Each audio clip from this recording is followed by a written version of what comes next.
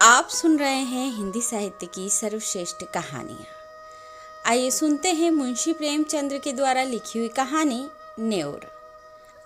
आकाश में चांदी के पहाड़ भाग रहे थे, टकरा रहे थे, गले मिल रहे थे, जैसे सूर्य मेघ संग्राम में छिड़ा हुआ हो। कभी छाया हो जाती थी, कभी तेज धूप चमक उठती थी। बरसात के दिन थे, उमस हो रही थी, हवा बंद हो गई थी। गांव के बाहर कई मजूर एक खेत की मेड़ बांध रहे थे। नंगे बदन पसीने में तर कछनी कसे हुए, सब के सब फावड़े से मिट्टी खोदकर मेड़ पर रखते जाते थे। पानी से मिट्टी नरम हो गई थी। गोबर ने अपनी कानी आंख मटकाकर कहा, अब तो हाथ नहीं चलता भाई, गोल भी छूट गया होगा, चबैना कर लें। न्योर ने हंसकर कहा, यह तो मेड़ पूरी कर लो, फिर चबैना कर लेना, मैं तो तुमसे पहले आया। दोनों ने सिर पर झुआ उठाते हुए कहा, तुमने अपनी जवानी में जितना घी खाया होगा न्योर दादा, उतना तो अब हमें पानी भी नहीं मिलता। न्योर छोटे डील डाल का गठीला, काला, फुर्तीला आदमी था। उम्र 50 से ऊपर थी, मगर अच्छे अच्छे नौजवान उसके बराबर मेहनत न कर सकते थे। अभी 2-3 साल पहले तक कुश्ती लड़ना छोड़ दिया था। गोबर, तुमने तम्बाकू पिए बिना कैसे रहा जाता है न्योर दादा? यहाँ तो चाहे रोटी ना मिले, लेकिन तम्बाकू के बिना नहीं रहा जाता। दीना, तो यहाँ से जाकर रोटी बनाओगे दादा? बुझिया कुछ नहीं करती, हमसे तो दादा ऐसी मेहरिया से एक दिन ना पटे। न्योर के पिचक खिचड़ी मूछों से ढके हुए मुख पर हास्य की स्मित रेखा चमक उठी, जिसने उसकी कुरूपता को भी सुंदर बना दिया। बोला, जवानी तो उसी के साथ कटी है बेटा, अब उससे कोई काम नहीं होता तो क्या करूं? गोबर, तुमने उसे सिर पर चढ़ा रखा है, नहीं तो काम क्यों नहीं करती? मजे से खाट पर बैठी चिलम पीती रहती है और सारे गांव से लड़ा करती है। तुम बूढ़े हो गए, लेकिन वह तो अब भी जवान बनी है। दीना, जवान औरत उसकी क्या बराबरी करेगी? सेंदूर, टिकुली, काजल, मेहंदी में तो उसका मन बसता है। बिना किनारदार रंगीन धोती के उसे कभी वो देखा ही नहीं। उस पर गहनों से भी जी नहीं भरता। तुम गऊ हो, इससे निबाह हो जाता है, नहीं तो अब तक की गली गली ठोकरें खाती होती। गोबर, मुझे तो उसके बनाव सिंगार पर गुस्सा आता है। काज कुछ न करेगी, पर खाने पहनने को अच्छा ही चाहिए। न्योर, तुम क्या जानो बेटा, जब वह आई थी तो मेरे घर 7 हल्की खेती होती थी, रानी बनी बैठी रहती थी। जमाना बदल गया तो क्या हुआ, उसका मन तो वही है। घड़ी भर चूल्हे के सामने बैठ जाती है तो क्या हुआ, उसका मन तो वही है। घड़ी भर चूल्हे के पास बैठ जाती है तो आंखें लाल हो जाती हैं और मूड थाम कर पड़ जाती है। मुझसे तो यह देखा नहीं जाता। इसी दिन रात के लिए तो आदमी शादी ब्याह करता है, और इसमें क्या रखा है? यहाँ से जाकर रोटी बनाऊंगा, पानी लाऊंगा, तब 2 कौर खाएगी, नहीं तो मुझे क्या था, तुम्हारी तरह 4 फंकी मारकर 1 लोटा पानी पी लेता। जब से बिटिया मर गई, तब से तो वह और भी लस्त हो गई। यह बड़ा भारी धक्का लगा। माँ की ममता हम तुम क्या समझेंगे बेटा? पहले तो कभी कभी डांट भी देता था, अब किस मुंह से डांटूं? दीना, तुम कल पेड़ काहे को चढ़े थे? अभी गूलर कौन पकी है? न्योर, उस बकरी के लिए थोड़ी पत्ती तोड़ रहा था। बिटिया को दूध पिलाने को बकरी ली थी, अब बुढ़िया हो गई है, लेकिन थोड़ा दूध दे देती है। उसी का दूध और रोटी बुढ़िया का आधार है। घर पहुंचकर न्योर ने लोटा और डोरी उठाया और नहाने चला कि स्त्री ने खाट पर लेटे लेटे कहा, इतनी देर क्यों कर दिया करते हो? आदमी काम के पीछे परान थोड़ी ही देता है। जब मजूरी सबके बराबर मिलती है तो क्यों काम काम के पीछे मरते हो? न्योर का अंतःकरण एक माधुर्य से सराबोर हो गया। उसके आत्मसमर्पण से भरे हुए प्रेम में मैं की गंध भी तो नहीं थी। कितनी स्नेह और किसे उसके आराम की, उसके मरने जीने की चिंता है। फिर यह क्यों नहीं अपनी बुढ़िया के लिए मरे? बोला, तो उस जन्म में कोई देवी रही होगी बुढ़िया, सच। अच्छा रहने दो अब यह चापलूसी, हमारे आगे अब कौन बैठा हुआ है जिसके लिए तुम इतनी हाय हाय करते हो? न्योर गज भर की छाती किए स्नान करने चला गया। लौटकर उसने मोटी मोटी रोटियां बनाई, आलू चूल्हे में डाल दिए, उनका भुर्ता बनाया। फिर बुढ़िया और वह दोनों साथ खाने बैठे। बुढ़िया, मेरी जात से तुम्हें कोई सुख ना मिला। पड़े पड़े खाती हूँ और तुम्हें तंग करती हूँ, और इससे तो कहीं अच्छा था कि भगवान मुझे उठा लेते। भगवान आएंगे तो मैं कहूँगा पहले मुझे ले चलो, तब इस सूनी झोपड़ी में कौन रहेगा? तुम न रहोगे तो मेरी क्या दशा होगी? यह सोचकर मेरी आंखों में अंधेरा आ जाता है। मैंने कोई बड़ा पुण्य किया था कि तुम्हें पाया, किसी और के साथ मेरा भला क्या निबाह होता। ऐसे मीठे संतोष के लिए न्योर क्या नहीं कर डालना चाहता था।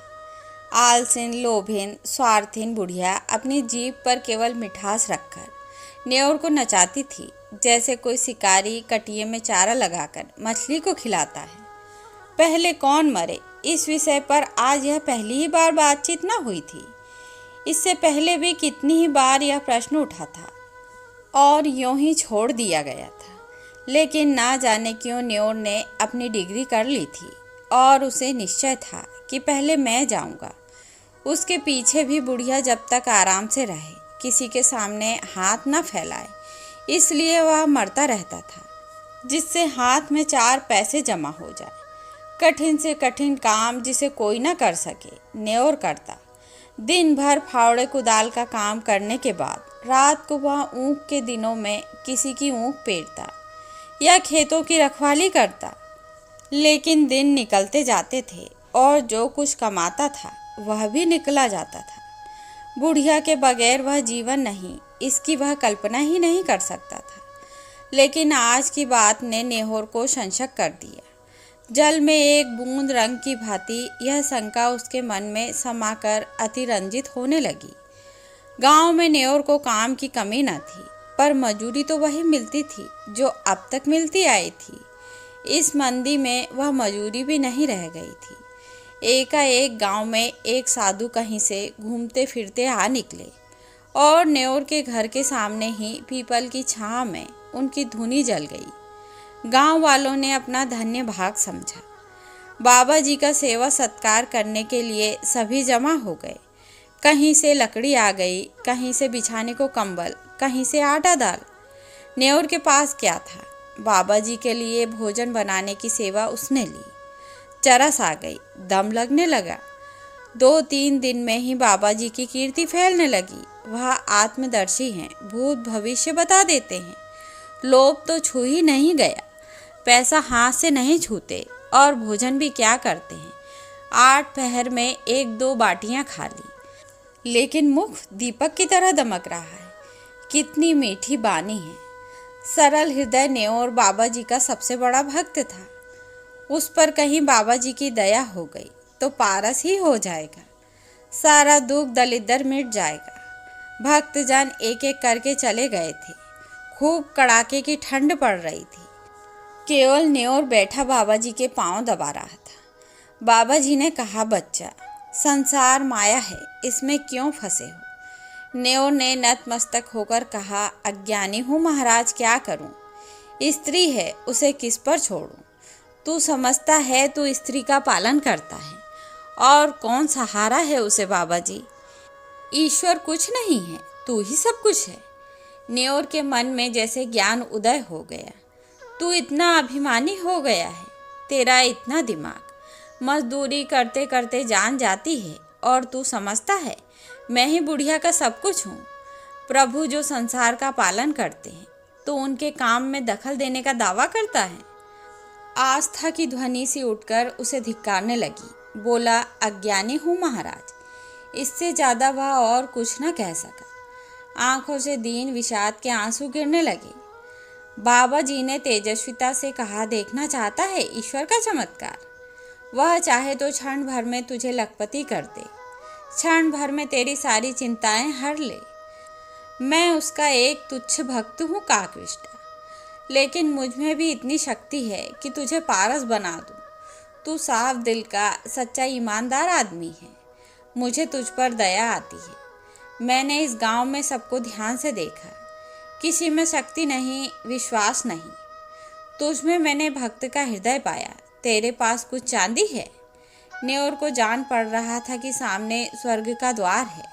10-5 रुपए होंगे। कुछ चांदी के टूटे फूटे गहने नहीं हैं।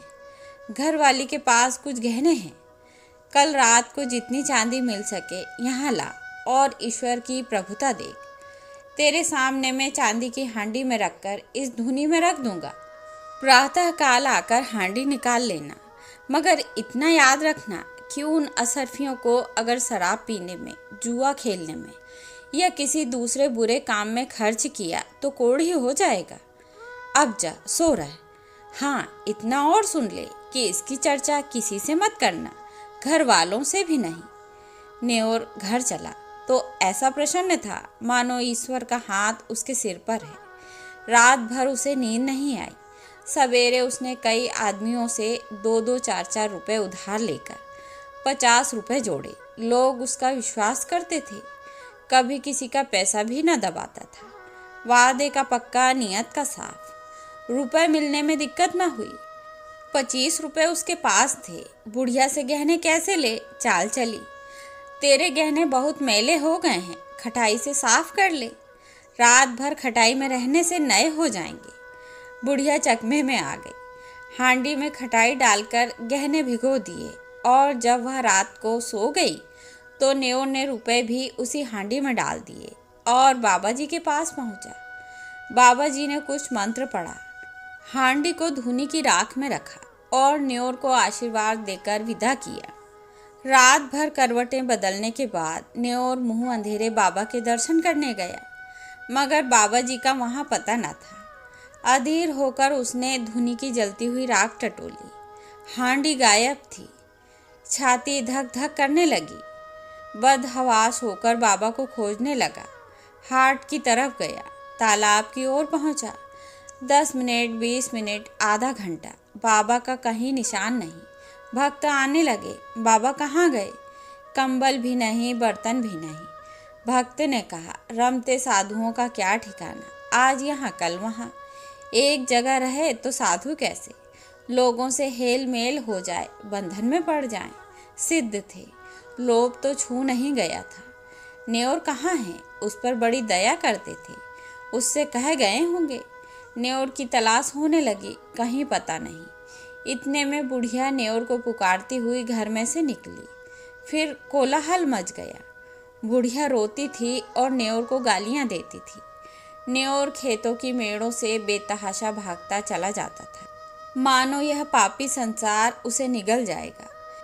एक आदमी ने कहा, न्योर ने कल मुझसे 5 रुपए लिए थे, आज सांझ को देने को कहा था। दूसरा, हमसे भी 2 रुपए आज ही के वादे पर लिए थे। बुढ़िया रोई, दाढ़ी जार मेरे सारे गहने ले गया। 25 रुपए रखे थे, वह भी उठा ले गया। लोग समझ गए बाबा कोई धूर्त था, न्योर को झांसा दे गया। ऐसे ऐसे ठग पड़े हैं संसार में। न्योर के बारे में किसी को ऐसा संदेह नहीं था। बेचारा सीधा आदमी आ गया पट्टी में, मारे लाज के कहीं छिपा बैठा होगा। 3 महीने गुजर गए। झांसी जिले में धसान नदी के किनारे एक छोटा सा गांव है, काशीपुर। नदी के किनारे एक पहाड़ी टीला है। उसी पर कई दिन से एक साधु ने अपना आसन जमाया है।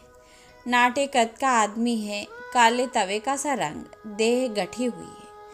यह न्योर है जो साधु के वेश में दुनिया को धोखा दे रहा है। वही सरल निष्कपट न्योर जिसने कभी पराये माल की ओर आंख नहीं उठाई, जो पसीने की रोटी खाकर मग्न था।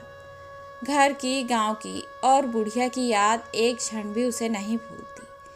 इस जीवन में फिर कोई दिन न आएगा कि वह अपने घर पहुंचेगा और फिर उस संसार में हंसता खेलता अपनी छोटी छोटी चिंताओं और छोटी छोटी आशाओं के बीच आनंद से रहेगा। वह जीवन कितना सुखमय था। जितने थे सब अपने थे, सभी आदर करते थे, सहानुभूति रखते थे। दिन भर की मजूरी, थोड़ा सा अनाज या थोड़े से पैसे लेकर घर आता था तो बुढ़िया कितने मीठे स्नेह से उसका स्वागत करती थी। वह सारी मेहनत, सारी थकावट जैसे उस मिठास में सनकर और मीठी हो जाती थी।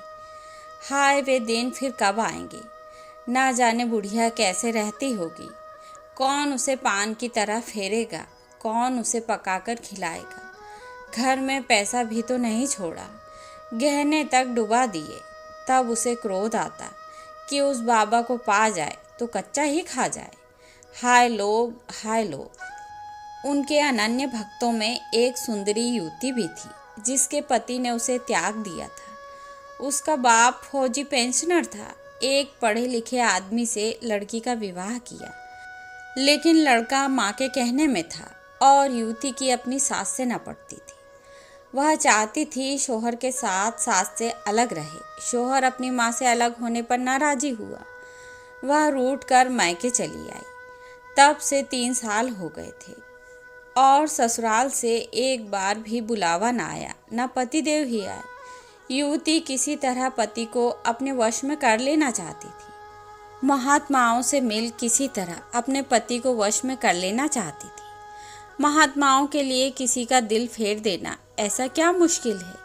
हाँ, उनकी बस दया चाहिए। एक दिन उसने एकांत में बाबा जी से अपनी विपत्ति कह सुनाई। नेवर को जिस शिकार की टोह थी वह आज मिलता हुआ जान पड़ा। गंभीर भाव से बोला, बेटी, मैं ना सिद्ध हूँ, ना महात्मा, ना मैं संसार के झमेले में पड़ता हूँ, पर तेरी श्रद्धा और प्रेम देखकर तुझ पर दया आती है। भगवान ने चाहा तो तेरा मनोरथ पूरा हो जाएगा। आप समर्थ हैं और मुझे आपके ऊपर विश्वास है। भगवान की जो इच्छा होगी वही होगा। मेरे भगवान आप ही हो। नेवर ने मानो धर्म संकट में पड़कर कहा, लेकिन बेटी, इस काम में बड़ा अनुष्ठान करना पड़ेगा और अनुष्ठान में सैकड़ों हजारों का खर्च है। उस पर भी तेरा कार्य सिद्ध होगा या नहीं यह मैं नहीं कह सकता। हाँ, मुझसे जो कुछ हो सकेगा वह मैं कर दूंगा, पर सब कुछ भगवान के हाथ में है। मैं माया को हाथ से नहीं छूता, लेकिन तेरा दुख देखा नहीं जाता। उसी रात को युवती ने अपने सोने के गहनों की पोटली लाकर बाबा जी के चरणों पर रख दी। बाबा जी ने कांपते हुए हाथों से पिटारी खोली और चंद्रमा के उज्जवल प्रकाश में आभूषणों को देखा। उनकी आंखें झपक गईं। यह सारी माया उनकी है। वह उनके सामने हाथ बांधे खड़ी कह रही है, मुझे अंगीकार कीजिए। कुछ भी तो करना नहीं है, केवल पिटारी लेकर अपने सिरहाने रख लेना है और युवती को आशीर्वाद देकर विदा कर देना है। प्रातःकाल वह आएगी, उस वक्त वह उतना दूर होंगे जहां उनकी टांगे ले जाएगी। ऐसा आशातीत सौभाग्य। जब वह रुपए से भरी थैलियां लिए गांव में पहुंचेंगे और बुढ़िया के सामने रख देंगे, ओह, इससे बड़े आनंद की तो वह कल्पना भी नहीं कर सकते।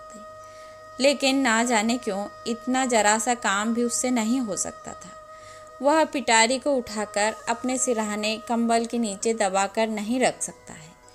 कुछ नहीं, पर उसके लिए असूझ है, असाध्य है। वह उस पिटारी की ओर हाथ भी नहीं बढ़ा सकता है। इतना कहने में कौन सी दुनिया उल्टी हो जाती है कि बेटी, इसे उठाकर इस कंबल के नीचे रख दे। जबान कट तो न जाएगी। मगर अब उसे मालूम होता है कि जबान पर भी उसका काबू नहीं है। आँखों के इशारे से भी यह काम हो सकता है, लेकिन इस समय आँखें भी बगावत कर रही हैं। मन का राजा इतने मंत्रियों और सामंतों के होते हुए भी अशक्त है, निरीह है। लाख रुपए की थैली सामने रखी हो, नंगी तलवार हाथ में हो, गाय मजबूत रस्सी के सामने बंधी हो, क्या उस गाय की गर्दन पर उसके हाथ उठेंगे? कभी नहीं। कोई उसकी गर्दन भले ही काट ले, वह गौ की हत्या नहीं कर सकता। वह परित्यक्तता उसे उसी गौ की हत्या नहीं कर सकता।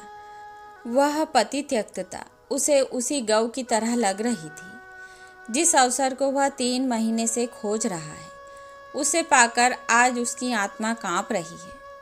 तृष्णा किसी वन्य जंतु की भांति अपने संस्कार से आखेट प्रिय है, लेकिन जंजीरों से बंधे बंधे उसके नख गिर गए हैं और दांत कमजोर हो गए हैं। उसने रोते हुए कहा, बेटी, पिटारी उठा ले जाओ। मैं तुम्हारी परीक्षा कर रहा था। मनोरथ पूरा हो जाएगा। चांद नदी के पार वृक्षों की गोद में विश्राम कर चुका था। न्योर धीरे से उठा और धसान में स्नान करके एक ओर चल दिया। भभूत और तिलक से उसे घृणा हो रही थी।